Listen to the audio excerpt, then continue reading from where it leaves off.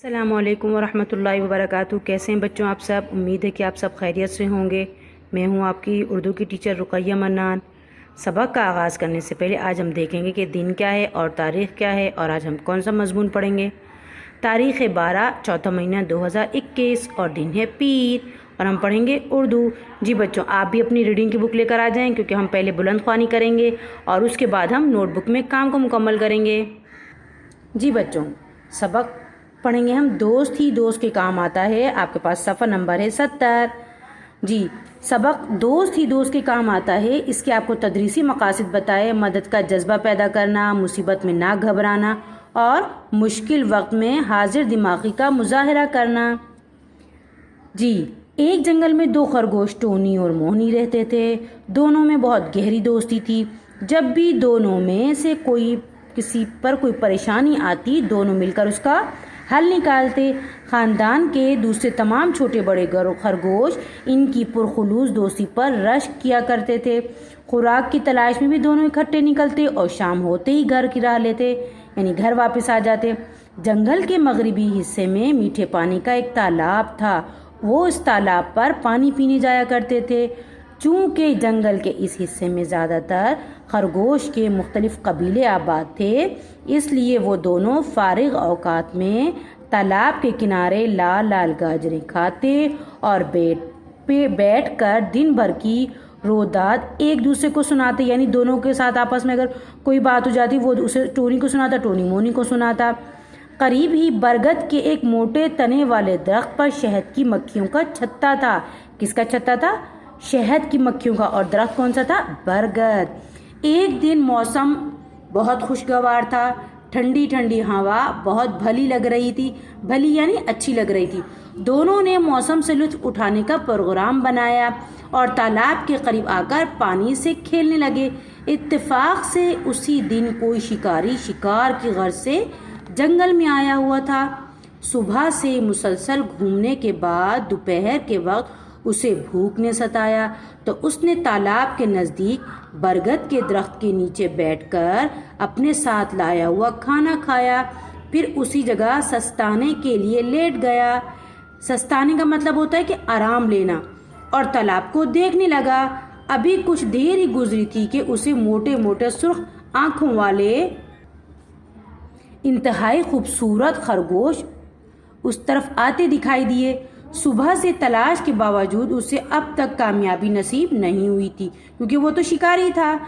اب جو اس کی نظر اتنے خوبصورت خرگوشوں پر پڑی تو شکاری نے موقع غنیمت جانا اور دونوں پر جال پھینک دیا۔ ٹونی تو دور ہونے کی وجہ سے بچ گیا، لیکن مونی جال میں بری طرح پھنس گیا۔ اس سے پہلے شکاری ٹونی پر بھی جال پھینکتا، ٹونی نے پھرتی سے دوڑ لگائی، یعنی جلدی سے، اور درخت کے عقب میں چھپ کر شکاری کو دیکھنے لگا، جو اب مونی کو جال میں پھنسا دیکھ کر اس کی طرف بڑھ رہا تھا۔ دوسری طرف مونی بڑی بری طرح خوف زدہ ہو کر اچھل کود کر کے چیخ رہا تھا۔ دوست کی یہ حالت دیکھ کر ٹونی سے رہا نہ گیا۔ وہ اپنے دوست کو اس مصیبت سے چھڑانے کی ترکیب سوچ رہا تھا، مگر اسے کچھ سمجھ ہی نہیں آ رہا تھا۔ شکاری مونی تک پہنچ گیا تھا۔ ٹونی بے بسی سے اپنے پیارے دوست کی پکار سنتا رہا۔ اس کی نظر اس درخت پر پڑی جہاں شہد کی مکھیوں کا چھتا تھا۔ اس کے ذہن میں اچانک ترکیب آئی۔ وہ تیزی سے چھلانگیں لگاتا اس درخت تک پہنچا۔ تھوڑی کوشش کے بعد وہ درخت پر چڑھنے میں کامیاب ہو گیا۔ اس نے پوری قوت سے اپنا پنجہ چھتے پر مارا اور اسی تیزی سے واپس نیچے آ گیا۔ بھن بھن کی آواز کے ساتھ ہی شہد کی مکھیوں کا غول شکاری کی طرف بڑھا۔ شکاری نے مکھیوں کے عزائم کو جان کر، یعنی عزائم یعنی ارادے کو، مونی کو وہیں پھینکا اور تالاب کی طرف دوڑ لگا دی۔ اس دوران ٹونی نے جلدی سے مونی کو آزاد کیا اور جان بچ جانے پر اللہ کا شکر ادا کیا۔ مونی نے ٹونی کا شکریہ ادا کیا، جس نے اپنی جان پر کھیل کر اپنے دوست کی جان بچائی۔ جی بچوں، یعنی مشکل وقت ہے یا برا وقت ہے یا اچھا وقت ہے، ہمیں اپنے دوست کا ساتھ دینا چاہیے۔ اور دیکھیں پھر انہوں نے آخر میں کس کا شکر ادا کیا؟ اللہ تعالیٰ کا شکر ادا کیا، یعنی اچھا وقت یا برے وقت میں ہمیں ہر وقت میں کسے یاد رکھنا چاہیے؟ اللہ تعالیٰ کو۔ جی بچوں، یہ اب آپ کی لکھائی یعنی بلند خوانی مکمل ہوئی۔ اب ہم آتے ہیں مشقی سوالات پر۔ سوالوں کے جواب لکھیں۔ خاندان کے تمام خرگوش کس بات پر رشک کرتے تھے؟ یہ ہم نے لکھائی میں پڑھ لیا۔ میٹھے پانی کا تالاب کہاں واقع ہے؟ جی بچوں، سوال نمبر 2 تھا میٹھے پانی کا تالاب کہاں واقع تھا؟ ٹونی کی نظر کس جگہ پر پڑی؟ مونی کو جال سے کس نے آزاد کیا؟ اس کہانی سے ہمیں کیا سبق ملتا ہے؟ یعنی اس کہانی سے ہمیں کیا سبق ملتا ہے؟ ہم نے پڑھا تھا نا کہ مشکل وقت میں اپنے دوست کا ساتھ دینا چاہیے۔ درج ذیل الفاظ کے معنی لکھیں۔ درج ذیل الفاظ کو جملوں میں استعمال کریں۔ تو جی بچوں، یہ ہماری بلند خوانی مکمل ہوئی۔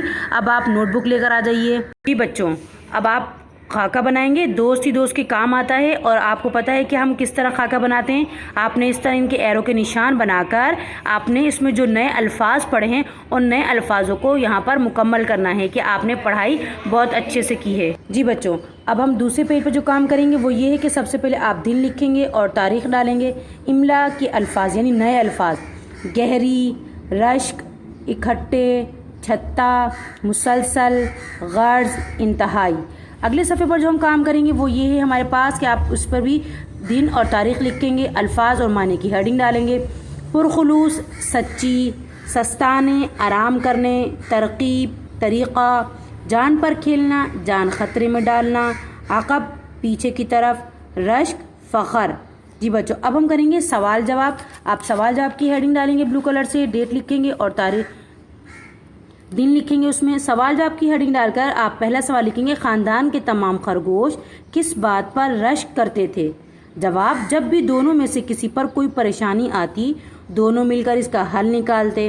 خاندان کے دوسرے بڑے چھوٹے خرگوش ان کی پرخلوص دوستی پر رشک کیا کرتے تھے۔ ٹیچر نے آپ کو ایک سوال کا جواب بتایا ہے۔ اب دوسرا سوال: میٹھے پانی کا تالاب کہاں واقع تھا؟ مونی کو جال سے کس نے آزاد کیا؟ اس کہانی سے ہمیں کیا سبق ملتا ہے؟ ان 3 سوالوں کے آپ جواب اپنی ریڈنگ بک میں سے ڈھونڈ کر اور اپنی نوٹ بک میں بہت صفائی کے ساتھ لکھیں گے۔ سوال نمبر آپ کے پاس ہے 3، درج ذیل الفاظ کو جملوں میں استعمال کریں: پرخلوص، زیادہ تر، خوف زدہ، مسلسل، شکریہ۔ ان کے آپ جملے آپ خود سے نوٹ بک میں بنائیں گے۔ سوال نمبر 4 اور 5 بک میں مکمل کریں گے اور حصہ گرامر صفحہ نمبر 74 بک میں مکمل کریں گے۔ اب آپ اپنی ریڈنگ بک لے کر آ جائیے اور ہم اس میں سوال نمبر 4 اور 5 اور پیج نمبر 74 کا کام دیکھتے ہیں۔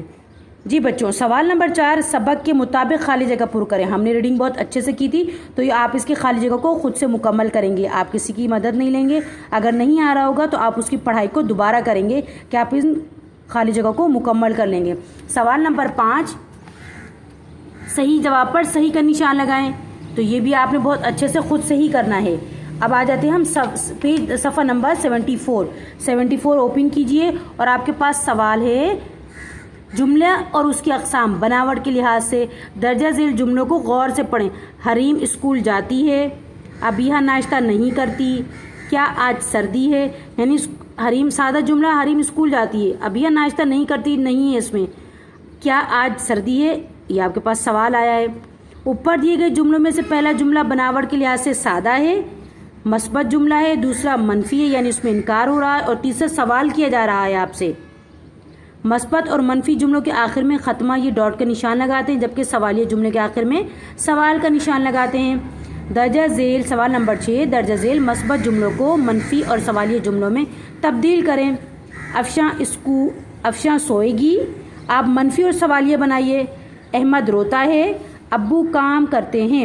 یہ آپ نے بک میں ہی کرنا ہے اور امید ہے کہ آج آپ کو سبق سمجھ میں آ گیا ہوگا۔